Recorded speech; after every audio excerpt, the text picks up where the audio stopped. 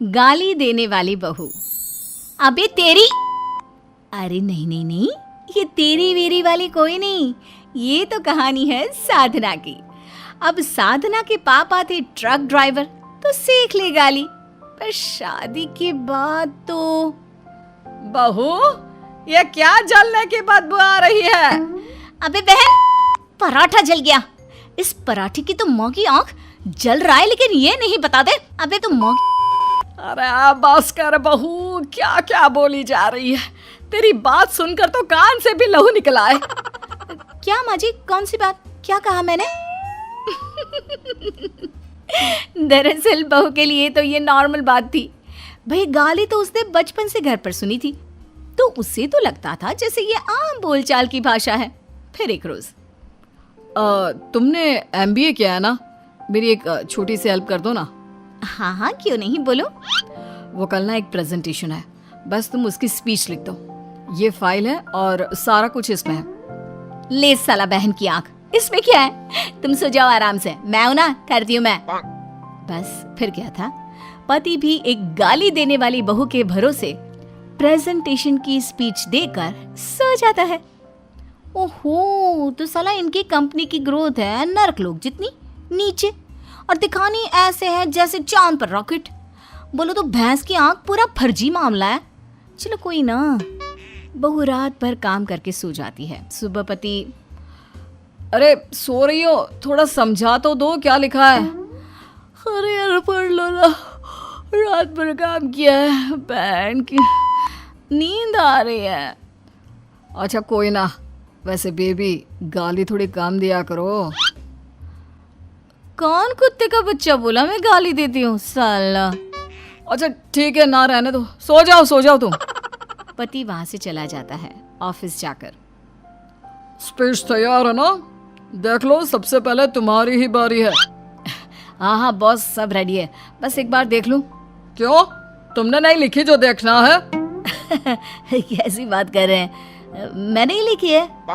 थोड़ी देर बाद, सबको बॉस बुला रहे हैं, राजीव आपकी स्पीच सबसे पहले है। हाँ चलो। बस फिर क्या था, सबके सामने बैठकर साधना के पति ने साधना की स्पीच पढ़नी शुरू कर दी। बहन, कुछ नहीं थी ये कंपनी जब मैंने ज्वाइन किया था, लेकिन आज कुत्ते के दुम, आज मैंने कंपनी की काया पलट कर दी। साला सारे दिन ऐसी तैसी कराने के बाद कंपनी आज मार्केट में शक्ल दिखाने लायक हुई है। हाय रे, सभी साधना के पति को ऐसे देखते हैं जैसे कि ये क्या हो गया। साधना के पति को जब तक समझ में आता है कि वो क्या बोल गया, तब तक तो काफी देर हो चुकी थी। राजीव, क्या नाटक है ये? क्या बकवास पर बकवास किए जा रहे हो? वो सर, सॉरी, वो क्या है ना कि मैं वो मैं नौकरी तो अब जानी तय थी। कल से अपनी शक्ल नहीं दिखाना, गेट लॉस्ट। पति घर आ जाता है, हैरान परेशान। ये लो हलवा खाओ, आज काजू लेकर आई हूं मैं। साला काजू की कितने माही है। अबे बीवी ने अपनी बात पूरी ही नहीं की थी कि बस चुप, बिल्कुल चुप, समझी? क्या माँ की बहन की क्या लगा रखा है? तुम्हारी इसी माँ बहन ने आज मेरी ऐसी तैसी कर दी। तभी सास आ जाती है। अरे क्या बिगाड़ दिया मेरी बहू ने तेरा, क्यों चीख रहा है ऐसे? साला देखिए ना माँ जी। बेटा साधना, ये ठीक नहीं है, गाली कम दिया करो। ओके माँ जी। मेरी प्यारी बेटी। सास बहू का प्यार देखकर बेटे को और गुस्सा आता है। माँ और साधना, तुम दोनों सुन लो, प्यार तुम लोग बाद में बरसा लेना, लेकिन अभी मेरी नौकरी चली गई है, ना मैं घर का हूं ना घाट का। साला, मैंने तो हलवा बना रखा है कि तुम अच्छी खबर लेकर आओगे। जो लिखा था ना तुमने, उसमें बातें कम गालियां ज्यादा थी। ऐसा लग रहा था जैसे कंपनी पर कितना एहसान कर दिया मैंने, निकालकर बाहर फेंक दिया कंपनी ने मुझे। माँ और बेबी ये सुनकर हैरान परेशान। भाई लड़की की नौकरी नहीं रही तो घर कैसे चलेगा? ये कैसे हो गया? मैंने तो बहुत मेहनत की थी उसे लिखने में। अरे लेकिन गाली गलौज कौन से ऑफिस में चलती है? तेरे कारण मेरे बेटे की नौकरी चली गई। आप सही बोल रही हो माँ, मेरी भी मत मारी गई थी जो मैंने इससे मदद ले ली। बहू परेशान, सभी उसी को बोले जा रहे हैं। वो सोच लेती है कि वो अब पति की नौकरी लगवा कर ही रहेगी। तभी उसकी माँ आ जाती है। अरे मेरी चिड़िया कैसी है? क्या बात है, सबके मुंह क्यों लटके हैं? अरे बेटी, क्या हो गया मेरी बच्ची?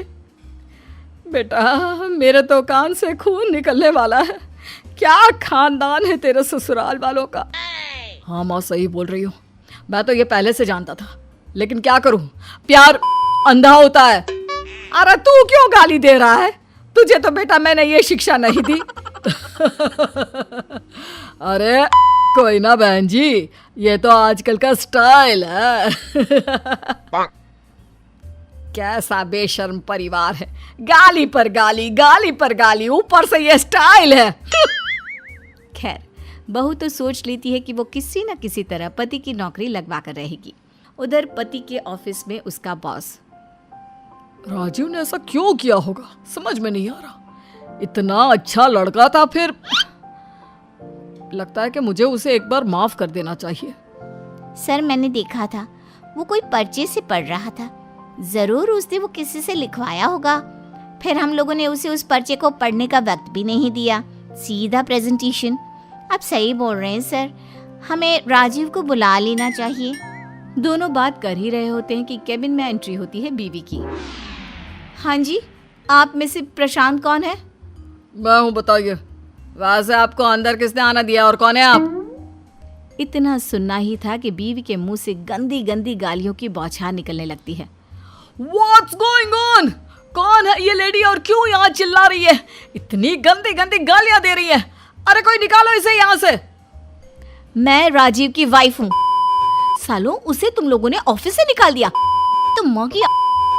अब सभी को सारा माजरा समझ में आता है। बॉस, मुझे लगता है कि राजीव ने अपनी स्पीच इस गवार से ही लिखवा ली होगी। और बीवी का लिखा कौन टाल सकता है? सर, वो भाग्य का लिखा होता है, बीवी का नहीं। अरे एक ही बात है। तुम एक काम करो, राजीव को वापस बुला लो कल से, लेकिन वार्निंग लेटर दे देना। बीवी घर आती है और पति से कहती है, अगर तुम्हें वापस नहीं बुलाया ना उन लोगों ने, तो मेरा नाम बदल देना। थोड़ी ही देर में पति के पास ऑफिस से कॉल आता है। वो खुश हो जाता है और बीवी से कहता है, अरे क्या कह दिया तुमने उन लोगों को? जो वो लोग मुझे ऑफिस बुला रहे हैं, उनका फोन आया था अभी। अरे चल बेटा, शुक्र है, कम से कम अगले महीने रिश्तेदारों का मुंह तो नहीं देखना होगा। तुम माँ। अरे कैसे नहीं मानेंगे? जब सीधी उंगली से घी नहीं निकलता तो उंगली को टेढ़ी कर लेना चाहिए, क्यों? बीवी को लगता है कि उसकी गालियों से पति की नौकरी बच गई। और पति वो तो बेचारा अब सारी जिंदगी समझ गए ना।